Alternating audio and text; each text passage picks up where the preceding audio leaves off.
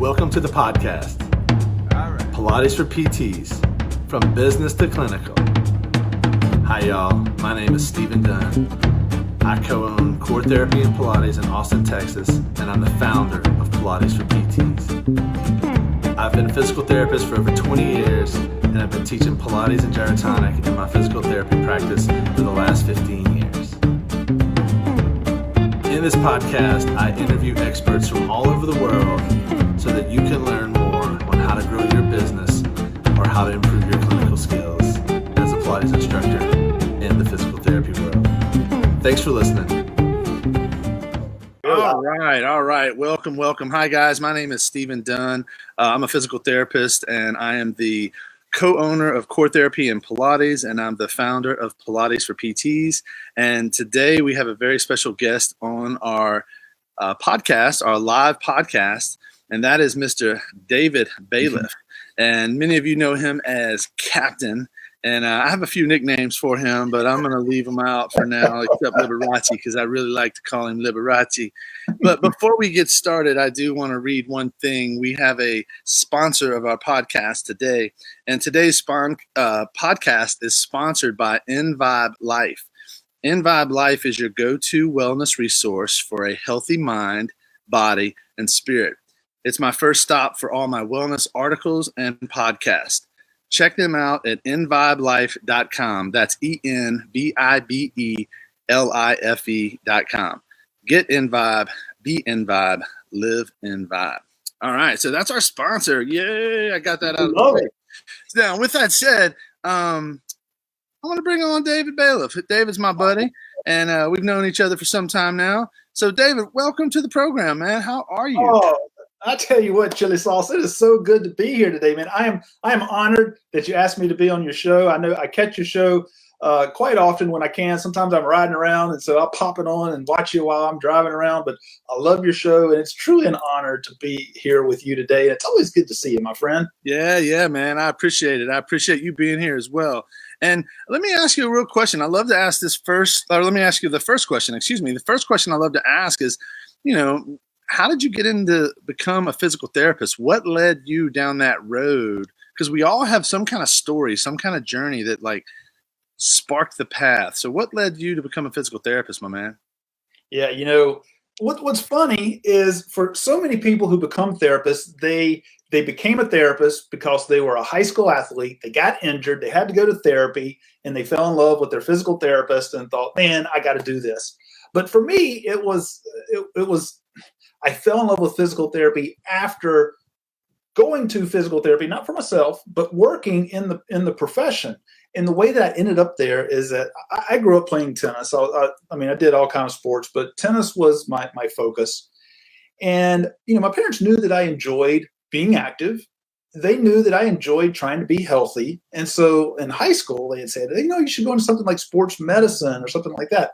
And then I got to college, and I was an exercise science major, but the major was kind of pushing you towards going into corporate wellness, corporate fitness. And this was back in the 80s when I had, dark hair, and you probably had hair, Steve, but, I had a taste of a slight taste of what corporate wellness was like. I was like, this is not me. This is not what I want to be doing. And so my junior year of college, I was on the phone with my parents, and they said, when you come home for the summer, why don't you call up Ed Stewart and go see if you could volunteer at his PT clinic? There was a guy in town, Ed Stewart. He had the only outpatient physical therapy clinic in the entire county. And now he started in the 70s. So 70s and 80s, when insurance didn't give you any restrictions and you could see people forever and they paid 100%. The man was making more money than the orthopedic surgeons in town. But we knew him, and I knew him because I played tennis with his son. So I called him up and said, hey, could I come volunteer at your clinic for the summer? And he said, free labor? Sure, come on. So I went, showed up, and I didn't really know I'd never been in a PT clinic before, ever. I didn't know what to expect. And I got in there, and I just, I saw these therapists, I saw these patients in the clinic coming in, hurting, wheelchairs, couldn't move their arm, whatever. And these therapists working with them and just doing what they could to make them laugh, make them smile, brighten their day a little bit. And this seeing people like come in hurt and walk out like feeling better. I thought, wow, this is really cool. And I can still remember this very vividly. It was my second day there. And I was leaving at the end of the day, and I got into my blue Honda Accord that was like 1978. It had the Honda Matic. So even though it was a regular drive or whatever, you had to shift from like first to second, but no clutch or anything. And only like once you got to 5 miles an hour, you just kind of shifted it up to second. But I got in my car, backed out of my parking spot, and I started to leave, and I stopped, and I looked up at the building, and I said out loud, and I pointed, and I said, that is what I want to do in life right there. It was just of seeing how these therapists, how they seem to love their job. They made people smile. They enjoyed being at work. They laughed. They told jokes. They got these people who weren't feeling well, they got them to chuckle and got them back to, their lives. They brought the playground back into their lives. And I said, that is what I want to do. So that's, from that moment on, my focus was, what do I need to do to get into physical therapy school? And that's where I am today. I love it. I love it. And so we had kind of a similar situation. I never had PT, where most of the people in my class had 40 people in my PT class. Pretty much everyone had PT, and that's what led them to want to become a PT, like you mentioned. Right. And for me, it was the opposite. I just kind of stumbled upon it, and same thing. Once I experienced this kind of community of like people coming in the door, and the guy I worked for was this big old offensive lineman from college, big old boy, made me look small. And he's like, people walked in the door. He's like, hey, what's going on, Johnny? How you doing? How's your mama and them? And he was talking to everybody, like this like super personal relationship with everybody. And he was just a good old boy from New Orleans, and it was so awesome. And then the woman who was his partner, she was kind of a little more calm and collect, or kind of like more like less loud and boisterous. But the two of them, the energy between the two of them was really awesome. And they were both just great people in the community. And I met the woman actually through my job as an umpire. And when I started volunteering, again, I volunteered for a couple of days, and I was like, this is the coolest thing ever. And it was really about that culture in there. It was that community. And this was before all the Medicare. Whoa, let me make sure that's not a snake. Oh, that's a lizard. I don't do no snakes, man. I don't do no snakes on the show now. Come on.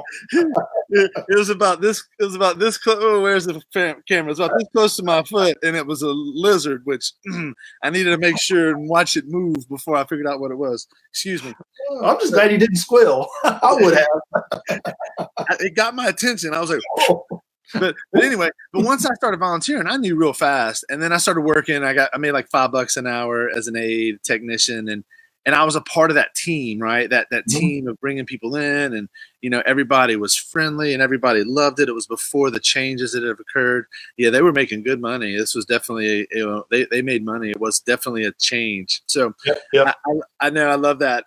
Now, once you know what, if I may add this, Stephen, so that summer, like, it had such a profound impact on me that I knew that, it touched me inside. And I knew this is what, when I said, that is what I'm going to be in life, I knew that is what I was going to be in life. And my road to PT school was not easy. All right. I applied for 3 years. And the third year I was like number 197 on the wait list. And I ended up becoming, number 34 out of 35. They finally got to me on the wait list. So my journey into school was not easy.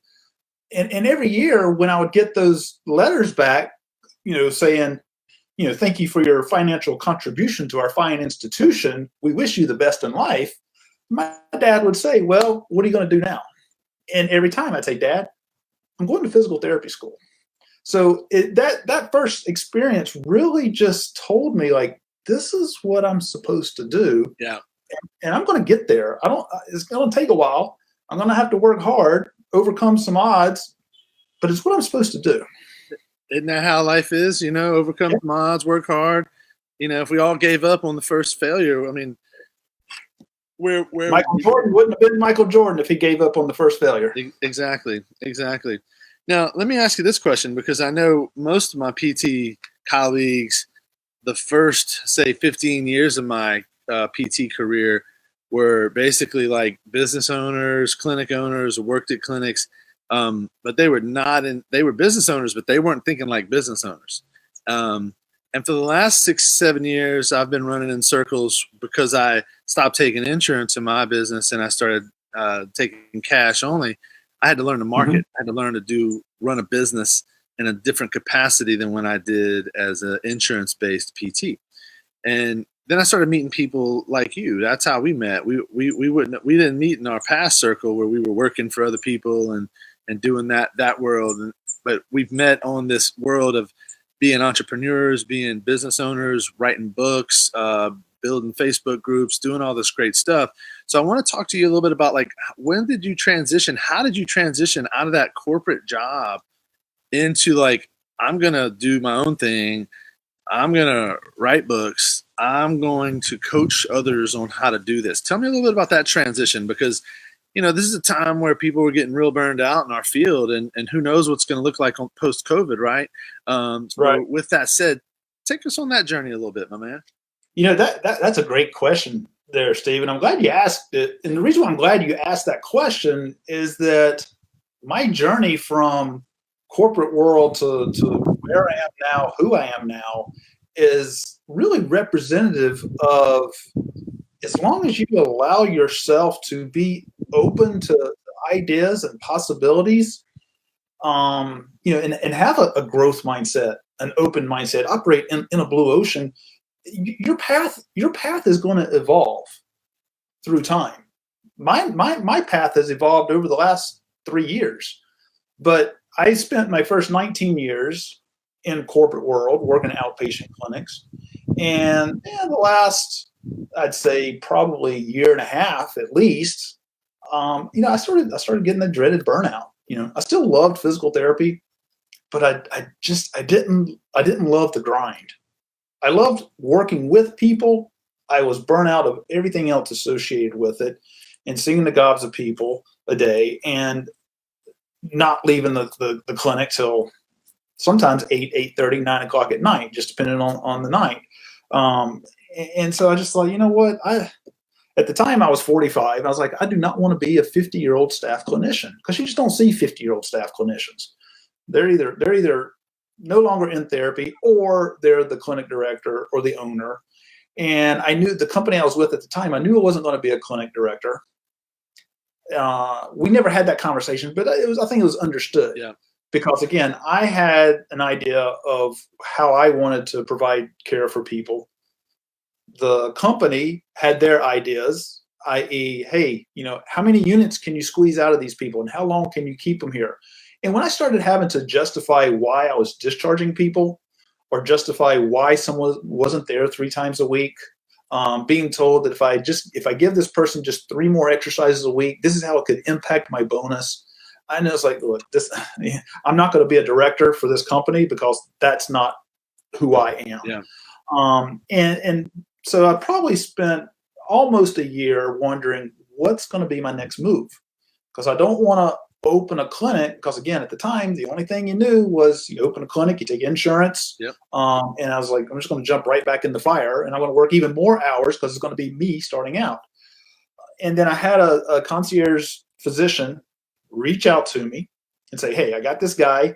He wants to be seen at home, because he wants everybody to see him at his house. Will you go treat him at home? Do you have the time? I said, well, I got a couple mornings a week that I'm not at the clinic. Yeah, I could make that work.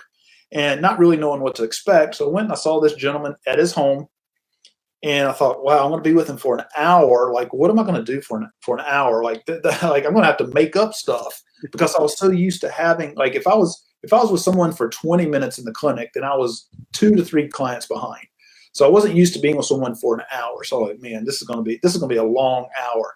Well, I got in there. It was relaxed, talking. I'm working with the guy. Look at my watch, like, holy crap, that's been 57 minutes. Like, wow. And I got in my car and I said, I just figured out what I need to do. I said, obviously, there are people who want services to come to them, who want it to be all about them. And that's how I transitioned from corporate to starting my mobile practice. And I also realized that, you know what, there are people who are willing to pay for top-notch quality service and have it be about them. And again, at the time, like I knew one guy, have a friend who started a clinic, and it was cash based. And I always thought, like, how is he doing that? Like, people are paying for therapy? Like, really? And then when I was exposed to it, I went, huh, yeah, people are paying. And that's how I transitioned into mobile. And I've had my mobile practice now for going on 8 years. But Stephen, and I know you're probably going to ask this question in a minute, but 2018, February 2018, I started a Facebook group, the Mobile PT League, and I started because there were some other therapy groups out there, and I thought, hey, you know what, that'd be cool to start a Facebook group for for mobile therapists, not knowing where it would go. Well, it's gone pretty daggone big. But once I started that, and the reason why I'm sharing this isn't to promote my Facebook group, but it's to answer your question of the journey and how it can evolve. So I went from corporate to mobile therapist to, because of the Facebook group, now I started getting people reaching out to me asking for help. Hey, how do I do this? Can I pick your brain? And these are PTs, right? These are no longer now transitioning away, about 90% away from my mobile practice and involved in a coaching program, helping other therapists to start their practice, whether it's mobile or brick and mortar, help them to become an uncaged clinician. But the reason why I share all that is not to shamelessly promote myself or my business, but it's to let people know that, you know what, be open to the fact that through life, your path and what you're meant to do may change, and that's okay. That's okay. Follow your heart and do, because what were meant to do today may change 5 years from now. 100%. Yeah. I love that. And so basically the first mobile patient was you responding to what the community wanted and needed. It wasn't like you saying, hey, I'm going to do this. You didn't have this idea. You just responded to, like, wow, this concierge doc called me. He wants this service for his client. Whoa, what the hell am I going to do in that time? Whoa, this was actually pretty cool. That went by like that. And then let me see if I can continue to do this on a different level. So again, you basically listened to what people wanted instead of just coming up with your own idea, because your own idea would have been opening a clinic and doing a brick and mortar with a big overhead, which would have been the norm because that's what you knew. That's what corporate America taught you. Right. Yeah. And, and I guess the take home point in that, Stephen, is in the establishment, and I call it the establishment. In the establishment, we do things because that's what we're told to do. That's because that's what you did, and that's what that person did, and that's what the people for the previous 40 years, that's what they did. So therefore that's what you're supposed to do. And this is how you're supposed to market, and this is how you're supposed to go about things. But what you said there is so key. What I figured out what the people wanted. And I started selling what the people wanted. So that's a little tip there for people when they're starting out or when they're trying to sell, is figure out what your audience wants and sell that. You may think you know what they want, or you may know what is best for them, but sell what they want. Yeah. Yeah. And that's a great point. And that's something I've learned along the way as well with some of my online courses. My original courses were designed to teach people about the business and the marketing side of things. But what I realized is that people just wanted to get certified in Pilates. That was they weren't that interested in the business or marketing side until they actually had the skill to do it. And so then I shifted and changed and have made offerings towards getting people trained on mat work, on reformer work. And now with virtual, the world is now virtual post-COVID, during COVID, all that. It's opened some new doors. So again, I've listened to what my people have been asking for when I built my original platform or my original courses, but then at the same time, they really wanted something a little bit different, and I adjusted to that and modified and made some changes according to that. So listening to your audience is super important. Now, what was the transition to, like, okay, I've built my mobile practice. And now I've built this mobile group, this Facebook group, which we're going to get more into in a second. But what was that? What led you to then say, I want to start coaching? Was it just people asking for help, or was there something more specific? Yeah, honestly, it was the fact that people were asking for help, and I was getting requests for phone calls. I'd get sometimes as many as 5 or 6 requests for phone calls a week, and I've always enjoyed teaching, coaching. I've always enjoyed coaching. It goes back to when I was in high school and playing tennis, Yeah. and I was one of the better. I was one of the better players in town, and for my age group, I was was one of the better players in the entire state. And I would have people reach out to me and say, "Hey, dude, like I want to be good like you. Will you help me get there? Will you help me to improve?" And so I'd go out with people and I would coach them. I'd put them through drills and stuff. And I found that I got more pleasure out of coaching someone else to get good than I did actually competing. Even though I loved playing, I loved competing, but I realized like, man, like helping someone else improve themselves, like I loved it. Yeah. And even now, if I go on a tennis court with someone and they're like, "Hey, can you give me some tips?" I have to tell them like, "Look, be careful what you ask for, because I'll go into coaching mode, and you may or may not like it." Yeah. But the same thing with what I was finding with therapy is that people reaching out to me, asking for help, asking for advice, and when I'd see on my schedule, like, okay, I've got a client, I have a call. I started being more excited about those calls, being excited about the fact that I was going to be able to help someone else to be able to help them with really change their life. But I also looked at it as, you know what, I can actually help more patients by helping more therapists. Yep. To regain the passion that they're losing, so that more patients out there are getting a therapist who loves what they do and they can actually get better care. And I started looking at it that way, like, how can I impact more patients? Why not impact the providers to where they love their jobs now?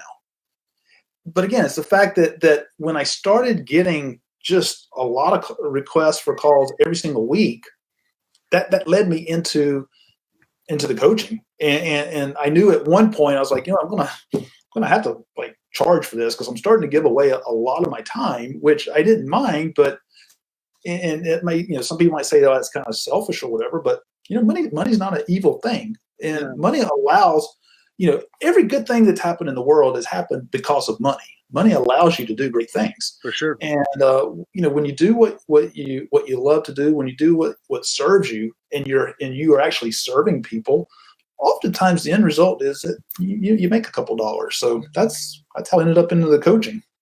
I love it. I love it. So now let's go back a little bit, because I feel like the coaching has been a result of the Facebook group, right? Yeah. Or a big, that's been contributed to that. Let's talk about the Facebook group, because that's really kind of the thing that there's a lot, like I'm probably a member of, I don't know how many Facebook groups, maybe 100 or so, many.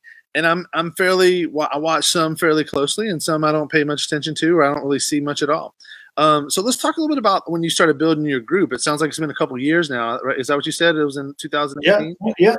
February 2018. Yeah, gotcha. When I started. So we're going on 3 years here in about 3 months, because we're now live in November of 2020. So with that said, just kind of go through a little about what you learned with building that group. What's your experience with building that group and how you went about it? Yeah.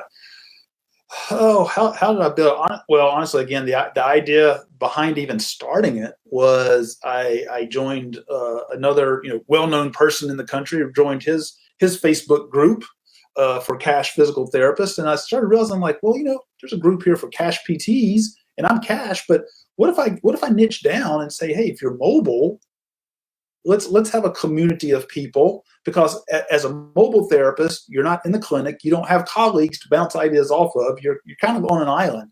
So I thought, what, maybe we need a community where we feel like that we can share common experiences. And that's how I meant for the group to start, as is just a place where we could commune, share experiences, whatnot. And so I started it. And what I did first is just everybody who I knew, like you and some other people, I said, hey, you want to join my group? And on my personal page, I just made a post of like, hey, I've started this Facebook group. And so the people who were connected with me on my personal page, who were therapists, said, hey, I want in. And it started gaining some traction that way. And that is how I started getting really calls for, consulting, if you will. Because that's how other people started to find out about what I do. It's like, hey, you're doing this. Can I learn from you? Oh, before that, people didn't know who I was. So starting the group gave me a name, so to speak. I know that probably sounds terrible, but it is the truth. All right. But aside from just advertising, like on my personal page, hey, I have a Facebook group. And then what I do is like when it hit 100 members, I would celebrate that. Like, hey, wow, I just started this group. It's hit 100 members. Wow, it's hit 250. Wow, it's hit 500. And then I did run for, I don't know, several months, actually ran some Facebook ads or had someone run Facebook ads for me. And that helped to get people into the group. And there you were like targeting physical therapists, business owners, or people that, people that were working. Gotcha. Physical therapists. And we see Ray Barnell is on. Hello, Ray. It's always good to see you, brother. Thank you. Up, Ray? Yeah, man. And then you know what? Other groups that I was members of or a member of, I wouldn't. And here's the thing: when you're in someone else's group, man, you cannot go in there and say, "Hey, I'm starting a group." All right, this is a little tip for people: you cannot do that. That's not kosher. I'm just going to be frank; it's not kosher. But what I do is I'd go in there and I would just post pictures of like maybe my client's patio, because a lot of my clients have some money and have some very nice homes, live on golf courses. And I'd take a picture, like this beautiful picture, like, hey, this ain't too bad of an office view that I have today. I love being a mobile therapist. Or I'd take a picture of like me going into Costco at like 1 PM. Like, oh, this is what I love about being mobile, man. I can go shop at Costco in the middle of the day. And I would just share that. And that would get other people going, hey, wait, what's this that you're talking about? And they would reach out to me. What's this mobile? Talk to me about this. And so that just started kind of gaining a little bit of traction. And then now, quite honestly, I don't have ads for the group at all. But I do have a podcast now that I co-host with Josh Payne. That gets advertised. That gets people interested in the group. But I think so many people are in the group because mobile is becoming a big thing. I like to think maybe I had something to do with it, or the group had something to do with it. People are finding out about mobile. They're finding out about the group. That now, every single week, I'm getting anywhere from 20 to 50 requests almost every week to join the group. And so it's become really kind of more organic. And so people who are in the group are starting to tell their colleagues, hey, you need to check out this group. So got it. And I see you're up to over 4,000 people. I went and checked it out this morning. So that's awesome. That's good, man. That's crazy. That's crazy. Yeah, that's awesome. Over 1,000 people a year that you're getting into the group, right? So that's very good numbers as far as consistency. Now, how much do you go to the group now and post in the group or answer questions in the group? Is that something you do a couple times a week? Is that something that you do on a daily basis? Versus I know you have a lot of your time now goes to actually coaching, so you have to have time for that versus the time in this group. So tell me a little bit about how you manage that and the difference there. Yeah. The key is to have a successful group, and for it to become what you want it to become, you've got to be present. You got to be present and you've got to be consistent. And I'll be the first to admit, I have people tell me that, oh, you give so much to the group. You're always present. You're everywhere. And me personally, I feel like that I could be doing a heck of a lot more than what I currently do. But we're always our own, worst critics. Sure. But my attempt is to go live at least twice a week. Sometimes I make it once. But my attempt is to go live twice a week. And then when I get notifications of people posting, I'll go and I'll see, what's their question. And I really make it a point. I don't answer everybody's question, but I make it a point to comment on as many posts as I can. And that's another way that I, allow myself to be seen, is people see that I'm interacting. And sometimes when the person has a question, I might even provide a video response instead of typing it out. So I did that just the other day. So again, that's another way to kind of do a soft live, if you will, by answering a question via video. Sometimes I may take a person's question and let that be motivation for a live that I do, because it could be a very good question. I'm like, you know what, more people need to hear this answer, so I'll do a live. And then I make posts, I share in there, and it's not always about. A lot of times it is about being mobile or something to help people, but sometimes it's something outside that realm, just a question, or just sharing something, sharing an experience, or again, sharing, hey, look at this office view that I have today, man. I love this. In the group, Mondays, Wednesdays, Fridays, I post like Mondays. It's like Motivational Monday. What do you want to achieve this week? What are your goals for this week? Wednesdays, it might be like, hey, how are you doing in things? Friday, it's a post of, hey, what did you accomplish? Wednesday might be like, what are your struggles? Fridays is like, hey, how did the week go? And then, of course, our podcast is released on Wednesdays, so that gets advertised. So I get a lot of posts that go into the group to stay present. But yeah, again, I try to answer. I try to answer a lot of questions that are in there, at least comment on them. Fortunately, the group has gotten to where it's a very active group, and it's a positive group, and I want it to stay positive, and I'm very proud of that. I'm not going to lie, I'm very proud of the fact that it is a positive group. But it has become to where, because it is an active group and people are willing to share and are willing to help, I don't feel like that it's my responsibility to answer every single question. And some people might think that that's, I don't know, egotistical or bad or whatever, but it's actually something to be proud of when something takes on itself and you don't feel like that you have to be the one always driving it. And that's ultimately your goal. That means I've succeeded in creating a community for people. It's not about me, it's about the community. Totally. That makes a lot of sense. And then, you've got other people asking questions, you got other people answering questions, and you've got people that are sharing their experiences as a whole, so that it's not just coming from one person's experience, but multiple.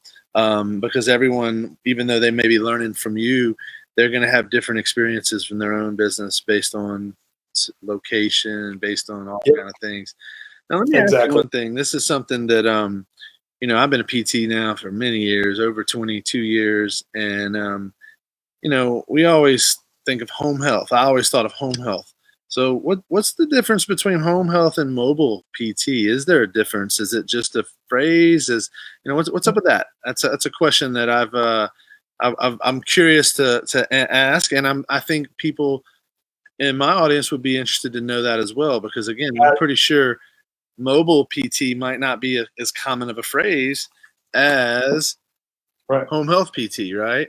Right. Yeah, no, that's a great question. I have had a lot of people message me asking me what's the difference.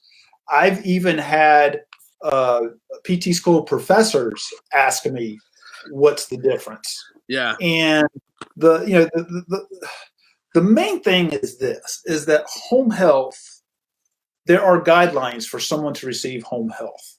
Okay. For people to receive home health, they have to fall into a certain situation, a certain category. They have to have just had surgery, just had an incident in the hospital, and for them to go out into the community, i.e., go to a clinic, either they're in a situation where they really aren't mobile, or it's not easy for them at all to be mobile, or the new incident is so fresh that it's not easy for the family to get them there. But again, there are guidelines. So if they can't safely, easily, without being in pain, becoming way too fatigued, following an incident, then they have to kind of meet those guidelines in order for home health to receive home health. And then once they receive home health, they're going to be able to receive home health typically only about 2 weeks, maybe 4 weeks.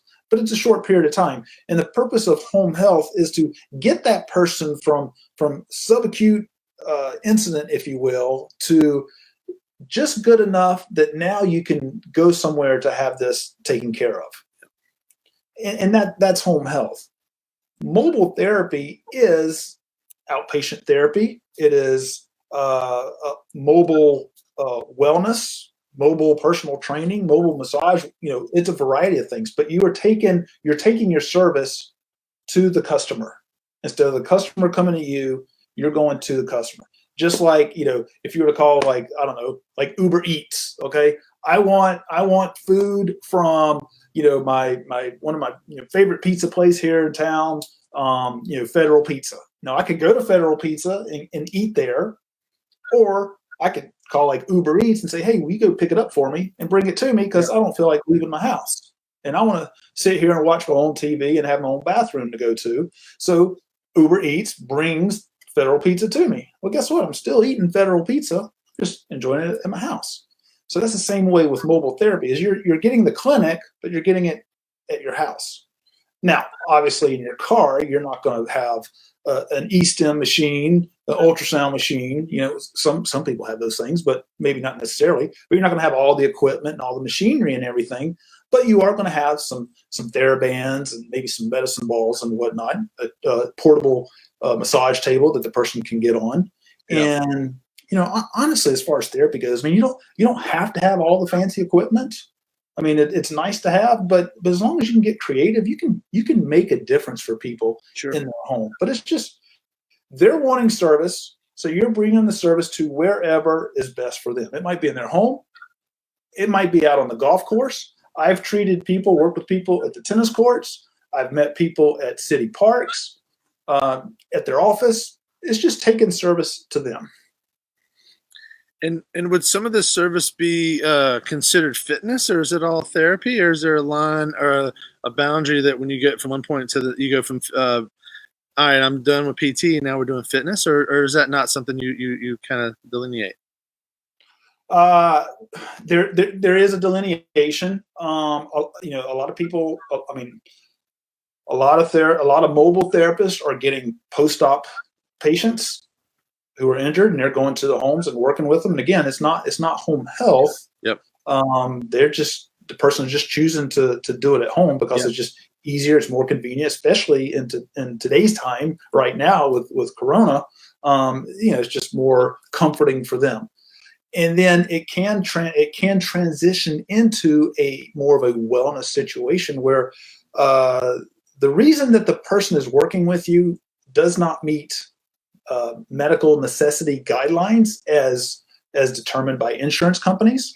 So maybe they're fully functioning, but they want to stay there and they want to continue to improve. And they're like, you know what? I'm a person who likes to invest in my health so that my health doesn't become an expense. I like the accountability. I want you to continue to keep me accountable for staying healthy. And so now I continue to work with that person to stay where they are.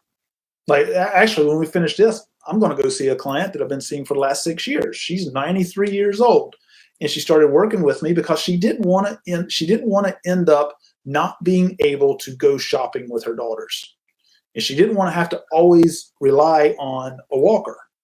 So I just started working with her for balance and fall prevention, general strengthening, so that she can improve her walking. And I've been seeing her for twice a week for 6 years now, just to keep her moving, keep her active, so that she can go shopping, with her daughters. And again, that's a situation where it's not, even though she's 93, to be able to do that, that's not covered by Medicare. Yep. That's a wellness situation. So I think for therapists, got me again. Sorry. That bee wants to get you, man. A lot of therapists see clients, and it's more of a wellness kind of situation just because of the type of clients that they attract. Yep. And then I have friends who are mobile therapists, and they attract a lot more of like the post injury, post surgery. So it's across the board. Got it. I love it. And again, that's something that, like, through my last 4 years of being a cash PT in an outpatient clinic, there's been at least 4 people that I can remember offhand that I've gone to their house. One was a guy that when I first met him, he was in his 90s and he was just really deconditioned. And they called me and they said, he doesn't really have the strength to get there. And the effort that it'll take for us to get him in the car and then get him out of the car, he's going to be useless there. And I said, well, let me come take a look at him and I'll see what we can find. And, and at this point I was building, it was in 2016. It was my first year of going to cash. So I figured out, well, I'll just mark myself off at 3 on a Friday afternoon and go to his house at 3:30. It was only 2 miles from my house. It was right around the corner. Mm-hmm. And I'll just go to his house at 3:30 instead of going home. And then I'll get home at 4:45 instead of that time, and I charged him the same as if he was coming to my studio at that point. But I also went and said, look, the goal is to get you to the studio. And so we did I think we did like 10 sessions at his house, and then he came to the studio from there on. Another time, it was recent. It was a woman who was she couldn't get out of bed, and she was in such intense back pain. She couldn't get out of bed. I said, hey, you want to come in? She texted me. She was in all this pain. She was asking me some questions. And again, that's with having relationships with patients where they have your cell phone and they'll text you in that time of need. And she just was joking, said, hey, do you do house calls? And I said, I don't normally, but today my schedule in the afternoon, I'm done at 2. I could be there at 2:30. And it was just it was a day that normally, on a normal pre-COVID, I wouldn't have had that time to go do it. But, I have some breaks in my schedule now that I haven't always had that I do now. And so I was like, sure, I'm happy to come to your house. I know her. I didn't know where she lived. It was about 15 minutes away. Brought my extra table.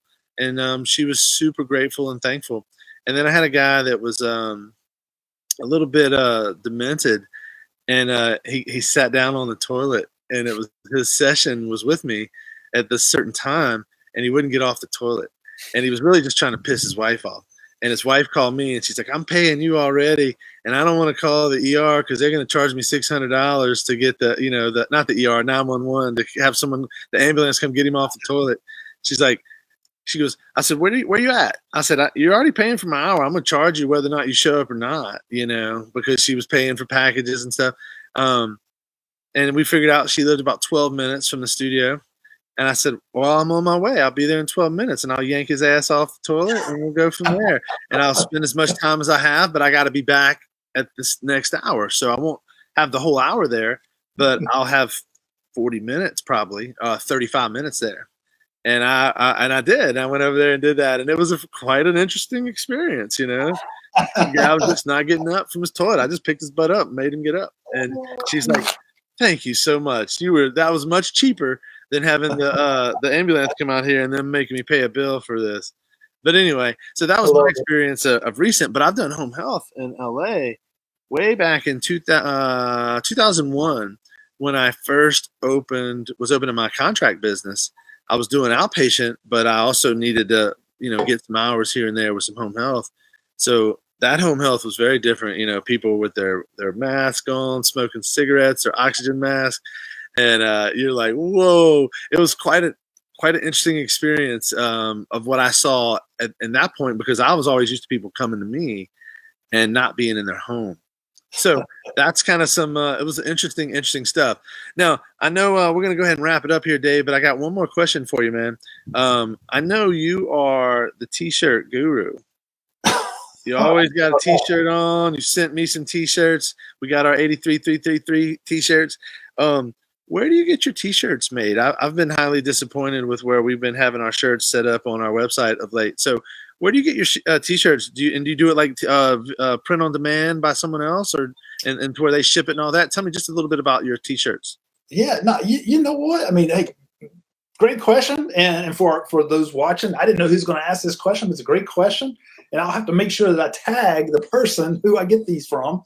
But we use Black Mountain T-shirt. It's Black MTN T-shirt.com. Black Mountain T-shirt. Mountain is abbreviated to MTN. Black MTN T-shirt.com. Lincoln Walters is his name. Great guy. He's over there in Black Mountain, North Carolina.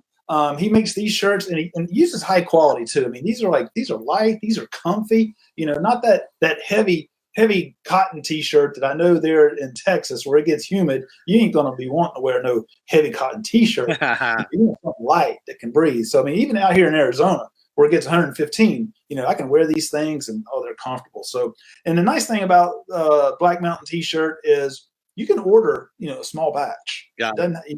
You're not required to buy 100 t-shirts. You can get a small batch, and he can even create a store for you to where people can go on and order what they want, and then he ships it out.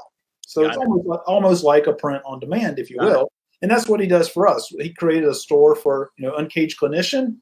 It's there. People can go to the site and say, hey, I want to buy that t-shirt right there. He prints it up, mails it to them. Got it. We don't have to touch a thing. Do you design the shirts yourself, or does he design them, or is that something? He has limited design capabilities. If you have a logo, vector file, whatnot, send it to him. He can do that up for you. He can do minimal designs for you if you want, but he's not a graphic designer. Got it. That's cool, man. Because I've been using a company for my shirts that like shirt on demand, print on demand, and someone ordered one about 6 weeks ago and still haven't got it, and it's just a royal pain in the butt. And I've had some come that they were just off, things weren't right. So I was thinking it was time. I wanted to get a few t-shirts for a couple of our our clinic, but also our podcast and some of the other things that are going on. My wife's page. I'll connect you to Lincoln, and you guys can have a conversation. He does great work and very, very reasonably priced too. Awesome. I love it, man. He may not want me to say that. Maybe he's giving us a deal. I don't know. But reasonably priced. It's not crazy. So I know, on our website, if you go on and you wanted to buy this t-shirt right here, I mean, I think it's $15, $17. It's not 25 or 30. Got it. Awesome. I love it. They're very, very. If someone were to go onto the website and buy it, that's what it would cost them. So cool. Or it cost them. Yeah, I decided to put that one in on you at the last minute because I knew you'd have some answers for me because you got to keep t-shirt on all the time for everything. I'm glad I had an answer. Tricked you. Well, I just want to give a shout out to Jeremy Sutton who's hopped on, and he might have. Oh yeah, Jeremy Sutton. Kevin Boot was on earlier, and our buddy Ray. I can never say Ray's last name, so Bernardinelli or something like that, but Bernardinelli. There we go. I knew you would say it. Bernardinelli. Yep. No, Jeremy Sutton. Thanks for hopping on, guys. The guys that have David, thank you for your time, man, and for teaching us about growing your Facebook group and how that turned into some coaching. I really appreciate the knowledge. You and I spend time on the phone cutting up and BSing a lot, and we don't talk a lot of business on the phone. So I decided instead of asking you these questions on the phone, because these are questions I wanted to know for myself, and I knew others would want to know as well. I was like, yeah, let's go ahead and have a little podcast and do it that way. And I knew we'd cut up and have some fun. And I finally got that light ray out of my eye. It was driving me a little crazy. I'm glad that lizard didn't get you and the bee didn't sting you. Yeah, that's right. And I'm just glad it wasn't a snake. The lizard came back a few times. He's fast. But he didn't get me. And it wasn't a snake, but I have found snakes in this backyard before. So, I live on a green belt. So like right there, like 20, 25, we'll say 20 yards away is the fence. And then another 20 yards is a dry creek, and that creek's dry until it really, really, really rains. But because of that dry creek, we get deer, fox, coyotes, squirrels out of the wazoo. Hawks, they come pick off the squirrels, and snakes, which is the one I dislike the most. But the rest of them, the deer I really, really, really dig, but the rest of them, and the fox are cute, but I don't like the rest of them. But with that said, my friend, that's enough of that tangent. Thank you for your time, man, and we'll talk soon, and we'll be cutting up on the phone anytime, man, and you have a fantastic day. Steve. I appreciate it. It was an honor. Yeah, always great to see you, my friend. I'll chat with you soon. All right, buddy. You stay out of trouble out there, my friend. I'll try. All right, later. Ciao. Well, I hope you enjoyed the podcast. And if you did, could you do us a favor and leave some love and write us a review? My name is Stephen Dunn. I help physical therapists incorporate Pilates into their physical therapy practice. If you would like more information on how you can incorporate Pilates into your physical therapy practice, then like my Facebook page, Pilates for PTs.